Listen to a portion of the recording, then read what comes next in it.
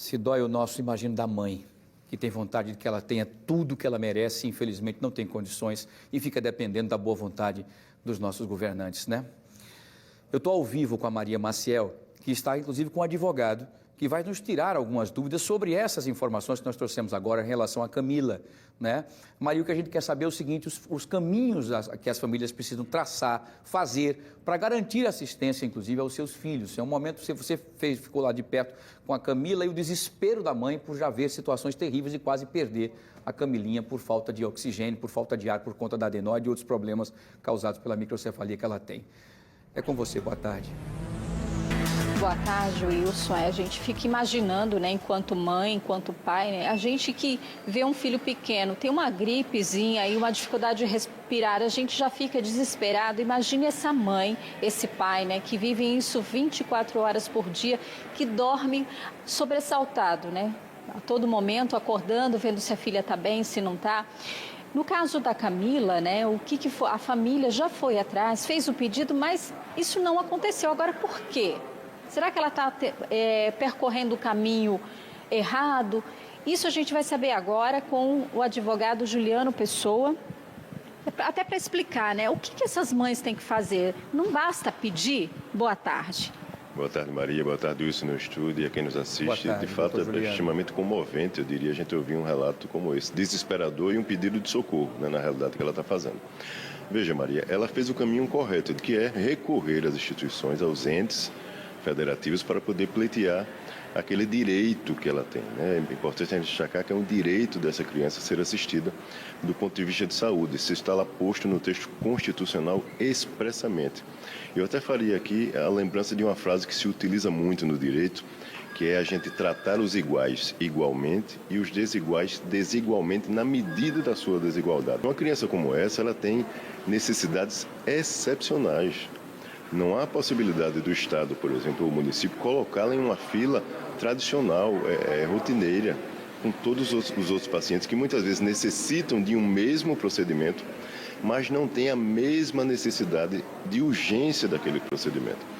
No caso do relato da mãe, está claro, a criança já tem inúmeras outras dificuldades por conta de ser acometida por esta síndrome e, além disso, tem apenas 10% de possibilidade de respirar pelo nariz, com sucessivas crises, como ela narrou. Se já faz bastante tempo que ela requereu, que ela pleiteou isso junto à instituição de saúde, que responde pela saúde no município e no estado, é importante que eu diria que ela recorra também ao Poder Judiciário, se for o caso, pedindo uma medida urgente, uma decisão liminar, no sentido de determinar, de compelir, fazendo com que os entes cumpram a sua obrigação que está lá no texto constitucional, na Lei de Inclusão Brasileira, né, que é o Estatuto da Pessoa com Deficiência no país, que tem todo e total respaldo legal para ser assistido nesse caso. Então é importantíssimo que ela busque ajuda. A gente sabe que é extremamente dolorido, você fica batendo de porta em porta, recebendo inúmeros e sucessivos nãos, mas ela não pode desistir porque tem uma vida em jogo e é super importante que o Estado cumpra o seu dever de assistir corretamente e adequadamente essa criança. A gente falando de algo que é relativamente simples, que seria essa cirurgia da adenoide. E a própria prescrição do home care, o que é? Existem requisitos? O Estado também pode negar?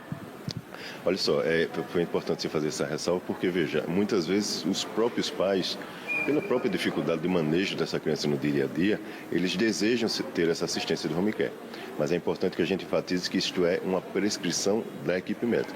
Pelo que ela narrou, a própria equipe médica prescreveu o home care para ela diante da necessidade que ela dispõe. Então, nesse caso, deve sim haver assistência e o Estado deve nutri-lo de todo e qualquer aparato para poder assistir essa criança. A cirurgia em si, Maria, é ainda mais simples, eu diria. Por mais que nós tenhamos aí uma fila, tem muitas crianças que necessitam desse tipo de cirurgia, mas um caso desse é um caso de urgência, ela não pode estar numa fila. A regulação do Estado, ela não pode colocar uma criança como essa numa fila ordinária, vamos dizer assim. Ela tem que ser excepcional, ela tem que ser tratada numa fila prioritária. E é importante que ela busque também, junto com um profissional médico, Maria, um relatório médico detalhando os riscos que essa criança pode suportar em relação à sua saúde e à sua vida caso esse tratamento, esse procedimento cirúrgico continue sendo postergado. E ela pode sim recorrer, como eu falei, ao Poder Judiciário, buscando fazer com que o Poder Judiciário obrigue os entes a cumprir com o seu dever, com a sua obrigação. Agora, doutor, só para a gente esclarecer, a mãe, a solicitante, ela tem que esperar essa negativa do ente público para poder judicializar uma ação ou não? Só o simples fato da demora, Maria, da postergação do procedimento, é sim suscetível dela buscar ajuda no Poder Judiciário, se for o caso. O que ela não pode, de fato, não se recomenda é que ela vá direto ao Poder Judiciário sem requerer antes administrativamente. Mas no caso dela, já se ultrapassou, eu diria, o tempo mais do que razoável para que a instituição que deve assisti-la dê pelo menos uma resposta. O que ela não pode é ficar desassistida por tanto tempo e tendo sucessivas crises ao ponto de ter que ser entubada no hospital, como ela relatou, podendo inclusive vir a óbito, esse é o fato. Então é importante que ela busque sim ajuda o mais rápido possível, porque ela já percorreu todos os caminhos recomendados. Já pediu administrativamente, foi no município, foi na secretaria. Se não houve qualquer diligência no sentido de fazer com que ela seja assistida, ela pode sim buscar o Poder Judiciário pedindo que o Poder Judiciário determine que o Estado urgentemente, assim como o caso requer, assista essa criança o mais rápido possível. Ok, muito obrigada então pelas informações e também esclarecimentos importantes que servem não só para o caso da Camila, mas também de outras inúmeras crianças que também necessitam dessa cirurgia. Agora eu queria fazer até uma pergunta aí ao poder público, né? A mãe da Camila disse que tem medo de perder a filha, né? Por conta dessas crises sucessivas. Se alguma coisa acontecer com a Camila, quem que vai ser o responsável? Então fica essa pergunta. Algo que poderia ser resolvido, que é a vida da Camila que está em jogo. Eu volto com você, Wilson.